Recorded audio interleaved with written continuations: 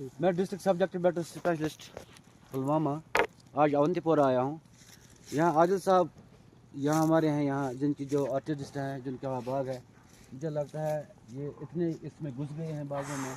ये पिछले 4-5 साल से हमें हर साल यहाँ आना पड़ता है JIT के लिए। तो इत्तेफाक से यहाँ मगरे ऑर्चार्ड्स के जो मेन प्रूनर हैं, जो मगरे ऑर्चार्ड्स को चलाते हैं प्रूनिंग के हवाले से, इनका नाम भी इत्तेफाक से आदिल साहब ही है। जी बिल्कुल। तो मैं इनको खुद भी फॉलो करता हूँ। Thank you sir. तो ये 2 आदिल साहब हैं यहाँ, एक इनका बाग है और दूसरे जो यहाँ मेन प्रूनर हैं मगरे ऑर्चार्ड्स को जो चलाते हैं। तो इनके विजुअल्स, इनके वीडियोस में देखता रहता हूँ, ज़्यादातर इनका मैं फॉलोवर भी हूँ। ये बहुत ही अच्छी प्रूनिंग करते हैं, मैं उनको सीखता हूँ उनसे। तो ये अल्लाह का कर्म था। हालांकि इस वक्त मुझे 5 बज गए हैं, मैं अवंतीपोरा में हूँ, पहुँचना बहुत दूर है, लेकिन फिर भी बड़ा मुझे शौक़ और जो जज्बा है तो इनसे कुछ सीखने का। ये वैरायटी है शिनिको गाला और रूट स्टॉक है M9। तो आल साहब ज़रा शुरू कर लीजिए, ज़रा हमें अपना फन जो हम देख रहे हैं, आपका वीडियोस देख रहे हैं, आज प्रैक्टिकली मुझे आपको देखने का मौका मिला, हम भी आपसे कुछ सीखेंगे। शुरू कीजिए प्लीज़। खुशकिस्मती की बात है कि मैं आपके सामने प्रूनिंग करूँगा।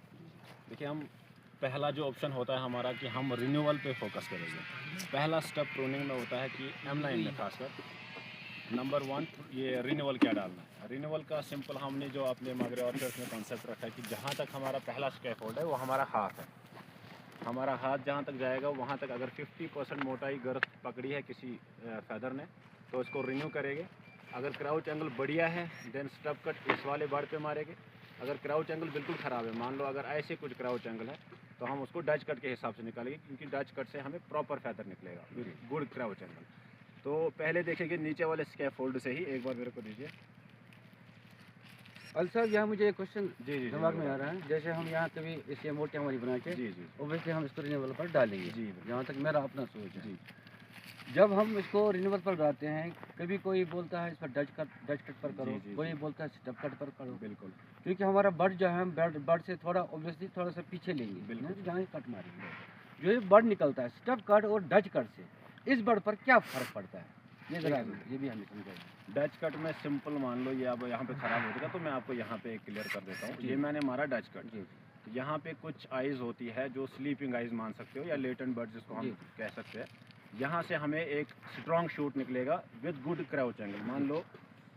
मान सकते हैं, मान लो ये हमारा फेदर फिर इन फ्यूचर 2026 में निकलेगा, तो ये कुछ इस तरीके से आएगा, जिसको हमें ज़्यादा बेंड करने की भी ज़्यादा ज़रूरत नहीं पड़ेगी। तो इसमें बेंडिंग का यहाँ पे हमारा रोल थोड़ा कम रहता है और स्ट्रॉन्ग ब्रांच आएगी। और इसी हिसाब से अगर मैं इसको यहाँ पे स्टब मारूँ जी नीचे वाले बर्ड पे, नीचे वाला बर्ड मतलब थोड़ा सा हल्का बाहर रखना है, सो दैट जो हमारा बर्ड होगा वो बर्न आउट ना हो जाए। जी। तो यहाँ से क्या हो जाएगा, वो थोड़ा ऐसे जाएगा, मतलब जो एंगल बनेगा, एक बार मेरे को आप दीजिए, सॉरी जी शुक्रिया। ये जो यहाँ से आएगा, एक बार ये 5-6 इंच जब हो जाएगा तो ऐसे रहेगा, लेकिन उसके बाद डायरेक्टली ऐसे, जैसे आप ये भी देख रहे हो, ये मान लो ऐसे जाएगा, फिर ये ऊपर जाएगा इसमें, फिर हमें फिर से इसको बेंडिंग करना बहुत ज़्यादा ज़रूरी है। तो नीचे वाले स्कैफोल्ड में हम इसीलिए ज़्यादा प्रेफरेंस करते हैं, जहाँ तक हमारा हाथ जाता है वहाँ पे डच कट के हिसाब से निकाले, सो दैट क्राउच एंगल बढ़िया निकले और हमें ज़्यादा बेंडिंग का लोड ना पड़े। और ऊपर हम इसीलिए यहाँ पे स्टब मारते हैं, ऊपर मतलब हाथ के ऊपर वाले स्कैफोल्ड में ज़्यादा स्टब मारते हैं, क्योंकि हमें वहाँ पे वीक फेदर चाहिए। सेटअप पे निकला हुआ फेदर हमेशा वीक रहता है, मैक्सिमम टाइम 90-95%, और डच कट में 90-95% स्ट्रॉन्ग रहता है। तो इसलिए प्रेफरेंस है जहाँ तक हाथ जा रहा है वहाँ तक आप ये डच मारिए। इसमें साइंटिफिकली इसमें कोई रीज़न है क्या? जी जी देखिए बर्ड तो हमारा सेम है जी ओबियसली, न्यूट्रन भी हमारे सेम आ रहे हैं, जी जी है ना? जी जो हम कट से हम इसको न्यूट्रन्स को रोक रहे हैं, जी। तो कट से कुछ फर्क पड़ता है क्या?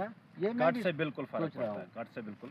एक सिंपल हम मानेंगे, अगर ये स्लांट टाइप है जी जी तो जी। फोर्स जो आएगा वो यहाँ से ज़्यादा आएगा, तो यहाँ पे बिल्कुल ज़ीरो हो जाएगा वो फोर्स।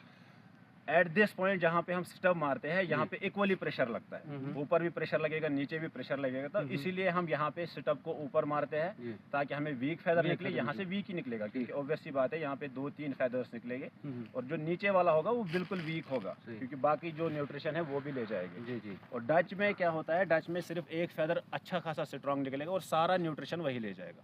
सिंपल इसका रीजन है जी।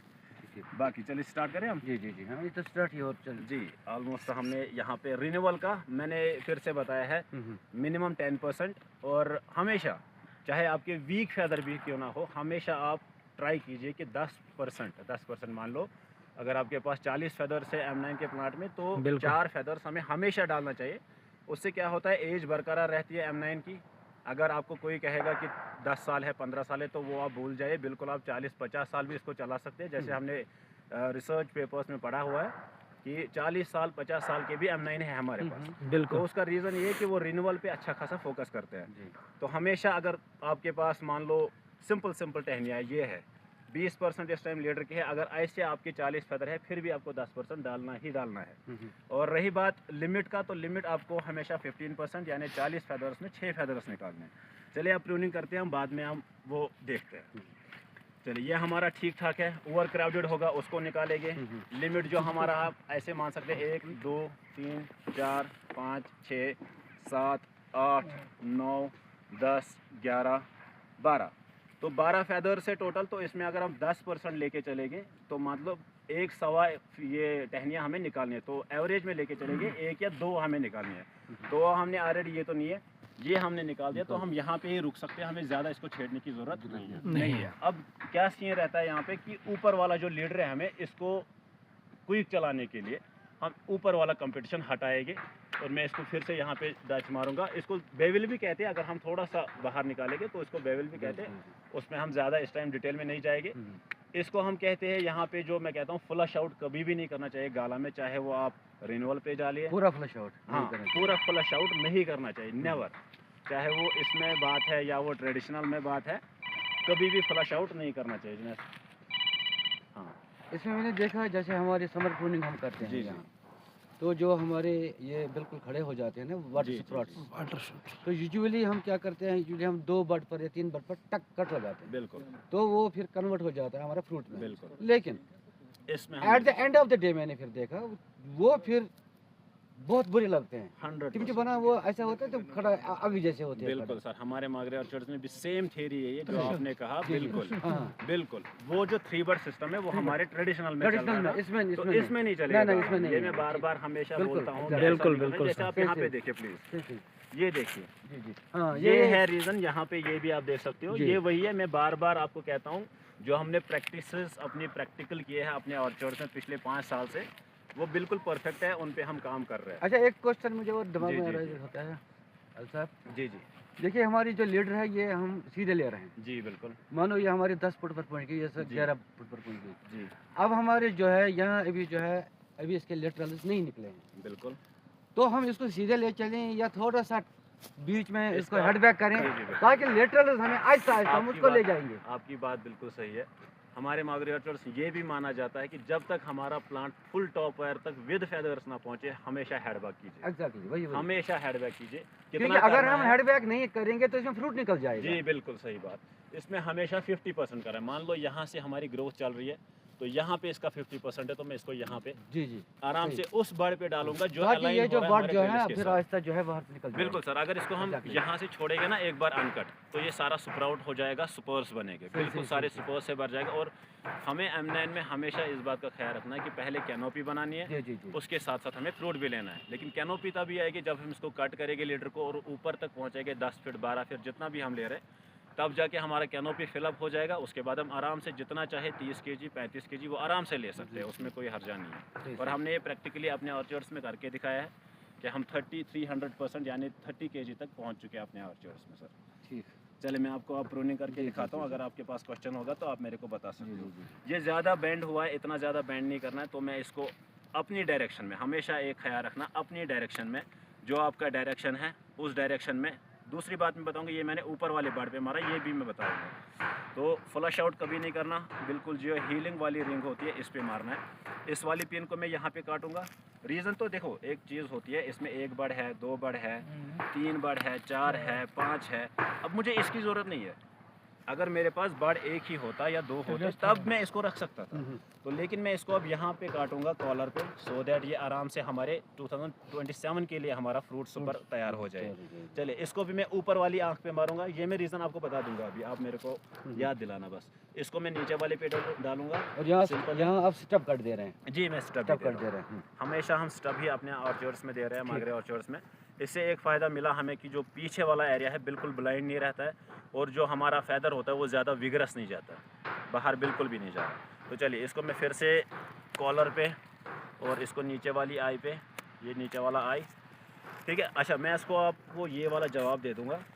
ये मैंने अभी आदिल साहब से वहाँ पे डिस्कस भी किया था कि ये जो ऊपर वाले बर्ड पे मैं मारता हूँ, अगर कोई फैदर हमारा स्ट्रांग आ रहा है, पीछे से स्ट्रांग आ रहा है, जैसे ये मान लो यहाँ पे आप देखिए, यहाँ पे मैं बेटर समझा सकता हूँ। यहाँ पे मैंने काट मारा, इसके अगर एग्जांपल मिले वो भी दिखाऊंगा। तो अब क्या होगा, यहाँ से जो नीचे वाला बर्ड है ये भी निकलेगा, ये भी निकलेगा, लेकिन ये बहुत ज़्यादा ग्रोथ पकड़ेगा, जिसकी वजह से यहाँ पे समर में हम इसको कट कर सकते हैं, और यहाँ से छोटी पिन निकलेगी, हल्की पिन निकलेगी। समर में इसको हम वहाँ पे ही काटेंगे, और ये हमारा यहाँ पे एक टाइप से 3 साल के लिए वीक फैदर ही रहेगा, और ये इस वाले बर्ड को हम उस टाइम काटेंगे। तो इसमें क्या बेनिफिट्स है कि बेंडिंग करने की भी ज़रूरत नहीं है इस वाले फैदर में, क्योंकि वो नेचुरली इस वे में चला जाएगा। और जो ये ऊपर वाला बर्ड है ये बहुत ज़्यादा स्ट्रॉन्ग चला अगर हम आपने, चूँकि आपने यहाँ ऊपर बर्ड रखा है, नीचे भी बर्ड है जी, अगर हम इसको इसी बर्ड पर जो है इस बर्ड पर रखेंगे जी, तो उससे कोई मसला हो जाएगा? मसला है एक सर, वो मेरे लिए मसला है, क्योंकि अगर मैं इसको इधर काट करूँगा तो इसको ज़रूरी बनता है कि ये बेंडिंग करनी पड़ेगी इसको। अच्छा, बाद में बेंडिंग बहुत ज़्यादा ज़रूरी है। और दूसरी बात, अगर मैं इस पर काटूँगा भी तो भी ये विगरस जाएगा, दिक्कत इसमें यही आती है। तो ये वाला प्रैक्टिस जो हम कर रहे हैं, ये ऊपर वाले बर्ड पे मारना, ऐसी स्ट्रॉन्ग ब्रांच को जो मुझे इस साल रखनी है, हाँ, जहाँ पे स्ट्रॉन्ग ब्रांच है लेकिन रखना है, तब हम ऊपर वाले पे मारेंगे, सो दैट ऊपर एक पूरा ग्रोथ ले ले, पूरा जोर ले ले, और जो ये नीचे वाला ये बिल्कुल सुस्त रहेगा, हल्का रहेगा, और आने वाले 3-4 साल के लिए नेचुरल बेंडिंग का भी हो जाएगा इसमें, और 3 साल के लिए अच्छा खासा रहेगा। बिल्कुल। चलिए, बाकी हमेशा जो हमारे फैदर से न्यू ग्रोथ में 50% कट, ख्याल रखना है इस बात का कि नीचे वाले पे ही ज़्यादा फोकस करना है, कि नीचे वाले पे ही रहे, और ऊपर वाला तो मैंने आपको कॉन्सेप्ट किया। इसको कंप्लीट कर लीजिए। जी, मैं करता हूँ, ये डन हो गया यहाँ से। तो हाँ, और एक चीज़ मैं आपको बताता हूँ, पहले मैं इस साइड कंप्लीट करता हूँ। यहाँ पे मेरे को फैदर चाहिए तो मैं ये पिन को नहीं रखूँगा, मैं यहाँ पे क्लिक करूँगा, ठीक। जहाँ मेरे को फैदर चाहिए वहाँ पे हमेशा क्लिक करना है। डन। चले मैं उस साइड आता हूँ।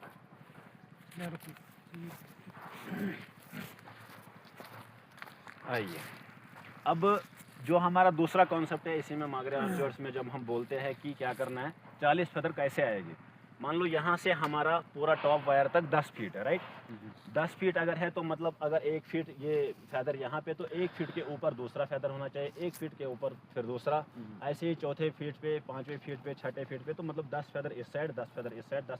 अब वो एक ही साइड नहीं आएगी, वो ऑब्वियसली बात है स्पाइरल में आएगी, मतलब 10 के फुल हम बनाएंगे। बिल्कुल सर, 10 के फुल, बिल्कुल सर। तो यहाँ पे अब क्या करना है, इसी के साथ और एक बात, पहले 3 साल हमें ज़्यादा रिन्यूअल पे फोकस करना है। मैंने जो बताया 10% वो हमेशा करना ही करना है, लेकिन इतना भी नहीं कि हम कैनोपी को बहुत ज़्यादा हल्का कर दें। कि मैंने बहुत सारे प्रूनर्स को भी देखा है कि वो क्या करते हैं, दूर दूर टहनी रखते हैं पहले ही 3 साल में। तो उनसे एक चीज़ तो है कि उनका प्लांट भागता है, लेकिन कैनोपी या फ्रूट लोड उस टाइम नहीं आता है।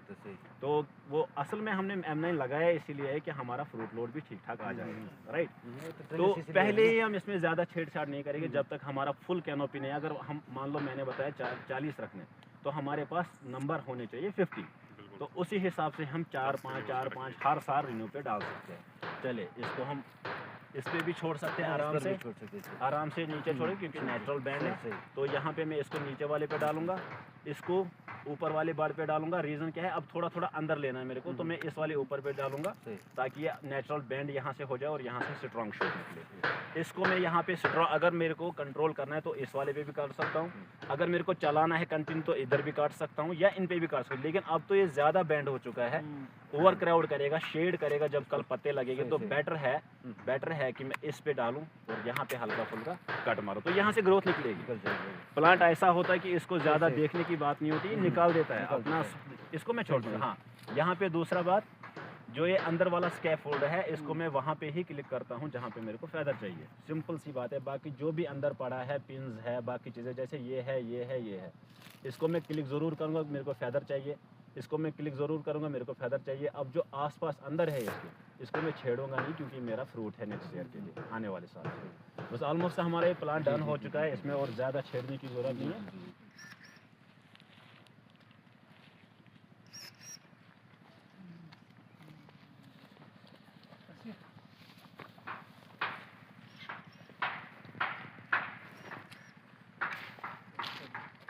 अपने व्यूअर्स को मैं ये कहना चाहूँगा यहाँ, क्योंकि अल साहब ने यहाँ एक फीडबैक किया इस पेड़ को। जी जी अल साहब ज़रा आप, क्योंकि हमारे बहुत सारे ग्रोवर जो हैं इसको बराबर टॉप तक ले जाते हैं, जी क्योंकि आपने यहाँ इसको हेडबैक किया। काटा चलो ये तो बैक में सही हो जाएगा। तो जी, वो इसको बात है। हेडबैक करने का आपका जो मंशा था जी या रादर मंशा है इस टाइम, तो क्योंकि एक प्रूनर जो होता है उसको पता होता है कि अगले साल मुझे इस पेड़ को कहाँ पहुँचाना होता है। बिल्कुल तो तभी हम अपने किसानों को भी बोलते हैं हमेशा अपने बाग की पहले खुद ही प्रूनिंग सीखें। बिल्कुल बिल्कुल क्योंकि एक आज हमने अल साहब को यहाँ लाया, दूसरे दफ़ा अल साहब नहीं आएंगे, बिल्कुल दूसरे बंदे को लाया, तीसरे साल तीसरा बंदा आएगा, तो ये सही नहीं है। बिल्कुल मुझे लगता है कि हर बंदे को, हर हमारे आर्टिस्ट डिस्ट्रिक्ट को सीखना हर चाहिए। कोई ऑपरेशन सीखना चाहिए, और उसमें जो हमारा प्रूनिंग का ऑपरेशन है ये बहुत इंपॉर्टेंट है। ज़रा आप इस पर फोकस कर लीजिए कि आपने इसको ये यहाँ रीज़न सिंपल है सर, जब तक हमारा फुल फेदर्स के साथ प्लांट ऊपर नहीं पहुंचेगा जी, तब जी। तक हमें कट ये हेडबैक देना चाहिए। जी अगर हम हेडबैक नहीं देंगे तो जो पीछे लीडर, आप एक बार मेरे को दीजिए, जी जी ऊपर जो ये लीडर है पूरा, अगर हम इसको अनटॉप छोड़ते, ये वैसे तो पूरा पहुंच चुका था जितना हमें लेना है, जी लेकिन अगर इसको अनटॉप छोड़ते तो ऐसी ऐसी पिन्स निकलती इसमें, बिल्कुल सुपर्स या ऐसे जो जैसा ये है fruit ना, होता जी जो ये है बिल्कुल ऐसे फ्रूट होते, निकलते, ब्रांचेस नहीं होते। ब्रांच नहीं आते। लेकिन हमारा सिंपल रूल है कि M9 में फेदर्स होने चाहिए चाहिए। बिल्कुल ऊपर तक, चाहे ऊपर वीक भी क्यों ना हो, लेकिन फिर फुल हमारा जो कैनोपी है बनना चाहिए। जी इसीलिए हेडबैक बहुत ज़्यादा मस्त है जब तक पूरा टॉप वायर पे ना पहुँचे। और जिस भाई का टॉप वायर पे पहुँचा है वो पिन पे छोड़ सकता है या बड़ पे छोड़ सकता है, उससे उनका प्लांट कंट्रोल में आ जाएगा। जी सर ये अब ये चूँकि अल साहब मेरे यहाँ हैं, गुरु भी हैं, ये इसमें अरे सर। मैं हम सीखते हैं, भले ही डिपार्टमेंट में है। मैं थोड़ा सा ये 2-4 ब्रांचेज यहाँ रह गए हैं, जी मैं थोड़ा कोशिश करूँगा जी इसको सर, करने जी की। सर, जी सर। अच्छा आप ज़रा देख लीजिएगा प्लीज़। जी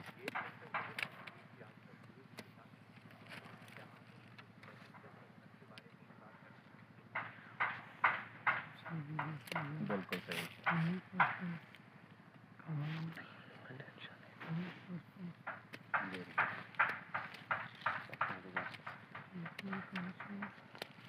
जी, इसको काटिए रिंग से। जी बढ़िया, बस ऑलमोस्ट हो चुका है, ऑलमोस्ट डन है। थोड़ा सा हमने भी सीखा आपसे ही, आपको फॉलो करते करते।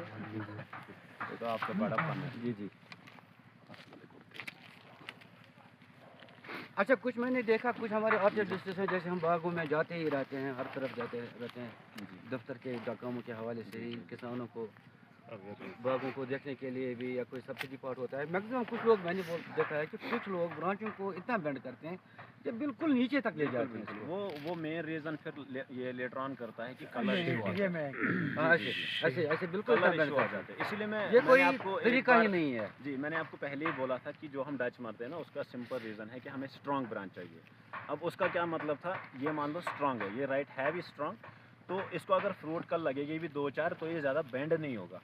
अब अगर हम यहाँ पे स्टब देंगे तो उससे वीक फैदर निकलेगा, मान लो ये वीक फैदर है, अब इसको कल 2 फ्रूट भी रहेगा ना तो ये डायरेक्टली बेंड हो जाएगा और शेड करेगा पूरा। इसीलिए मेन वजह यही होता है कि लेटर ऑन हमें कलर का इशू आता है, तो इस बात पे पूरा ख्याल रखना चाहिए। देखिए हम अपने किसानों को इस बारे में और भी ये समझाते हैं। देखिए अगर हमारी ये बाजू है, जी अगर हम इसको ऐसे रखेंगे खोल के, बिल्कुल तो बिल्कुल मैक्सिमम सनलाइट जो है इस बाजू पर रहेगा, बिल्कुल सही जो इसकी शेप है। बिल्कुल सही, अगर हम इसको ऐसे रखें या ऐसे रखेंगे, एक ही बात है। बिल्कुल बिल्कुल ऐसे रखेंगे और प्रॉब्लम हो जाएगी, फ्रूट लोड से टूट भी सकती है बिल्कुल। और लाइट नहीं गिरेगी बिल्कुल, पूरी सिर्फ नहीं shoulder पे गिरेगी। आ और सकती ऊपर रखेंगे ऐसे तो वो बिल्कुल बिल्कुल एग्रेसिव। तो कोशिश करें इसको ऑलमोस्ट जो है 180 डिग्री पर जो है, या इसको 1 या 90 बोलेंगे, 90 बोलेंगे अगर इसको बेस बनाएंगे बिल्कुल तो इस क्वेश्चन में इसमें बिल्कुल सर। चलिए सर, बहुत बहुत शुक्रिया, थैंक यू बहुत सो मच, बहुत अच्छा लगा। बहुत बहुत शुक्रिया। Thank you sir, thank you very much.